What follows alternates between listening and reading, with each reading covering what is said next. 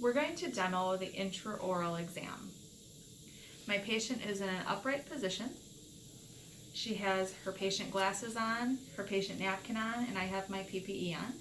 I'm going to explain to my patient what I'm going to do. I'm going to be taking a look in your mouth today. I'm going to be feeling your lips and cheeks. I'm going to look at your tongue. I'm going to be looking at all of your gum tissue and just doing a really overall assessment. If anything bothers you, just let me know.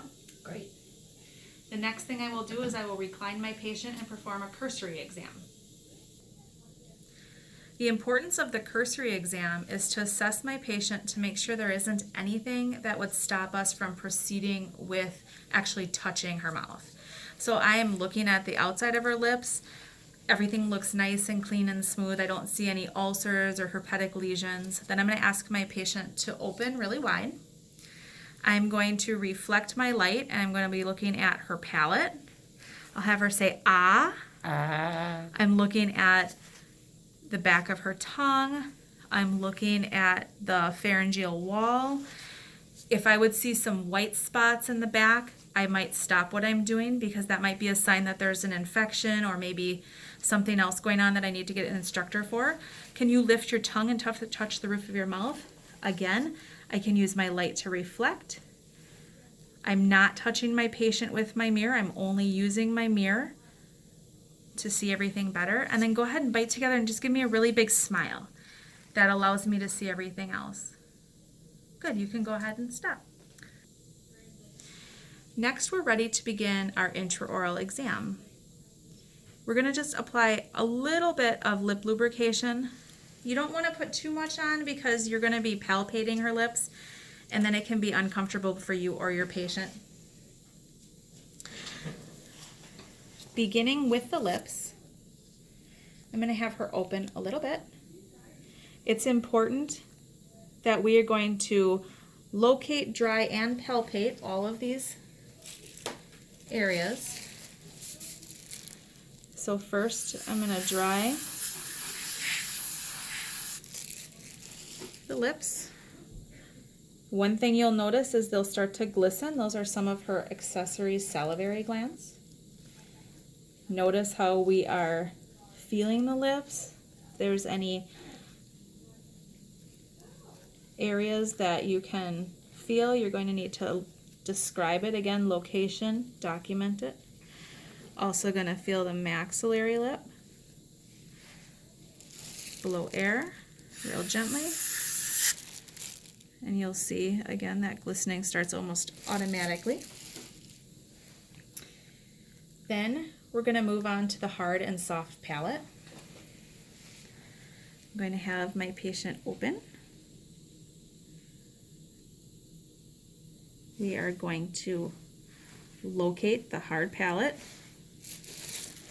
dry. Again, you need to point out some of the accessory salivary glands that will start to glisten. And then the soft palate, you will not need to palpate the soft palate, but you will need to be able to describe and show the instructor exactly where the hard palate ends and the soft palate begins. While you're on the hard palate, you'll locate using a cotton tip applicator. You can identify the incisive papilla and again palpating it. You've already dried it when you did your palate. The median palatine raphe runs all the way from that incisive papilla back towards that uvula.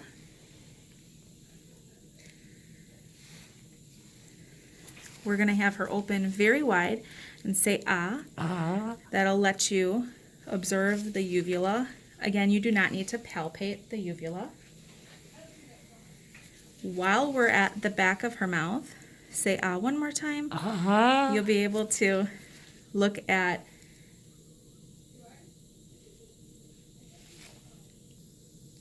we have our palatal glossal arch, which is the anterior arch, and the palatal pharyngeal arch, which is the posterior arch. The easiest way, I'm going to let my patient swallow for a second. The easiest way for us to see this is to have them say ah, Press down, and you'll be able to let your instructor know the one towards us or the most anterior, and then the posterior one. Located in between, we're going to have her say ah one more time, is where you'll find your palatine tonsils. Go ahead and swallow again for me. All the way in the back, if she says ah one more time, you'll be able to see her pharyngeal wall.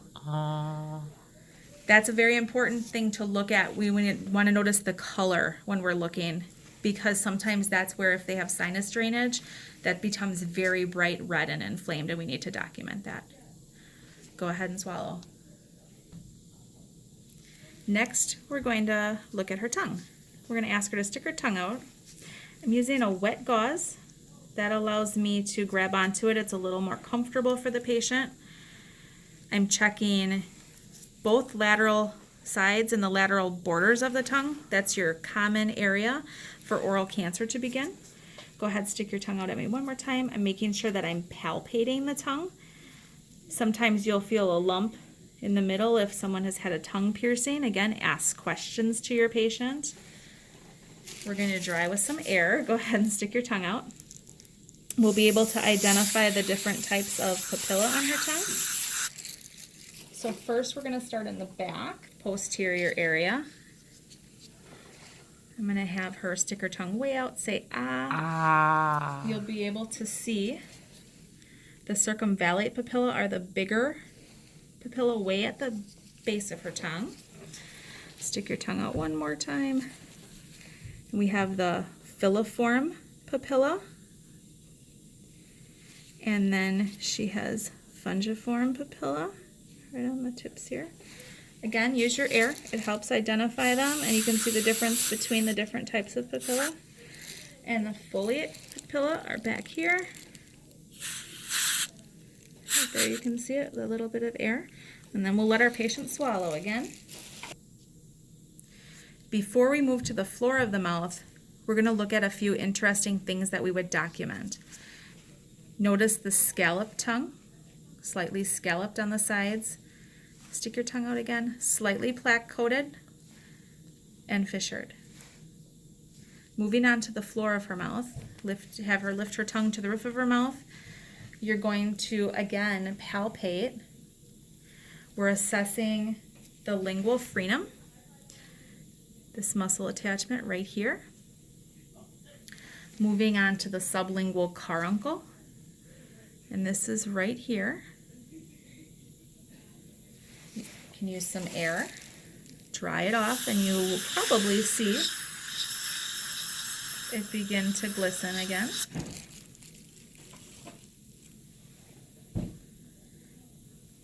Moving on to the submandibular gland, which is going to be located down here. This is the Wharton's duct, and it drains into the sublingual caruncle. Remember, Wharton's and one area that it drains. Sublingual, or the Bartholin's gland, it's part of the ducts of Rivenus, and that drains into the sublingual fold and the sublingual caruncle. I'm going to let my patient swallow, and we can just relax your tongue a little bit. Right there you can see her sublingual fold.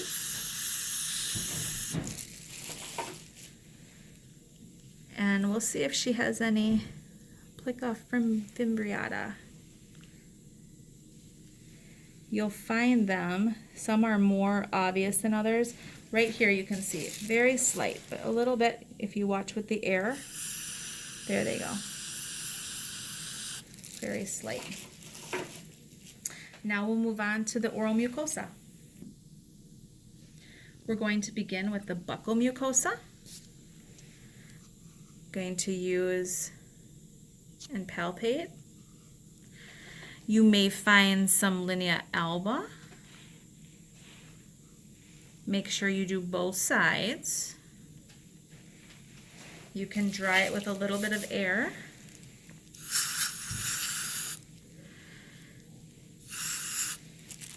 And then you're going to feel the labial mucosa. both mandibular and maxillary. Noting any of the accessory salivary glands. When you're doing the buccal mucosa, you have your parotid or Stenson's duct up there. See if we can get some. Right here, you'll be able to see is her duct. And if you watch, it'll give you some saliva coming out of there. Sometimes you'll get there, right? That's a very nice function on there. That's good. And then from there, we're going to move to the retromolar pads. I'm going to let my patient swallow. It's important to remember that these are bilateral. So it's behind the distal of that molar. And again, you can palpate that. That does not bother your patient. And then you're going to follow and go the pterygomandibular raphe up the side. Have her close a little bit, and you'll actually be able to feel the maxillary tuberosity. And again, do that on both sides. Up the pterygomandibular raphe to the maxillary tuberosity, which is behind that maxillary molar. Next, we'll review the gingiva. So we're going to look at our gingiva. We have the interdental papilla. It's going to come down in a similar V-shaped between the teeth. And then we have our marginal gingiva, which is where the sulcus begins. Right above that is the free gingival groove, right in this area. If you're going to point with the wood, don't touch your patient. Next is the attached gingiva. When we blow air, that's where you'll notice if there's a little bit of stippling. We can see the interdental groove that runs up right here on this patient. After the attached gingiva, we have our mucogingival junction, which is up here where it changes color a little bit. You can see. I don't know if it shows good on the video. And then going back to the sulcus, you guys will need to know the three borders of the sulcus, which are the junctional epithelium, that's at the base of the periodontal pocket, the sulcular epithelium, which is right on the other side of the sulcus, and then the tooth is your third one. Next, we'll move on to gingival conditions. Gingival conditions will be documented in Dentrix clinical notes and also set complete in your progress notes. You'll begin with color. Colors will range from pink, red, blue, magenta. Also use the location. Is it generalized or is it localized around a certain area that it's a different color? Remember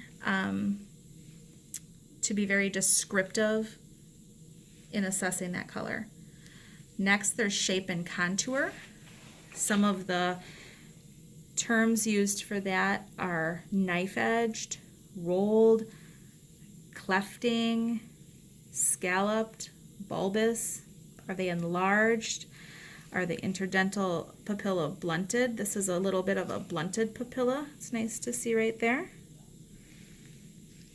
Consistency. You need to be able to palpate and feel that tissue. Is it firm? Is it spongy? Dense? Fibrotic? Use good descriptive words. And then you'll use your air, like we spoke about before, about the texture. Is it stippled? Is it smooth? Is it shiny? It may be different. Her maxillary arch might be different than her mandibular. Buccal may be different than lingual. Make sure you're very descriptive. Your Dentrix clinical notes template has really nice descriptive words to help you out and to guide you.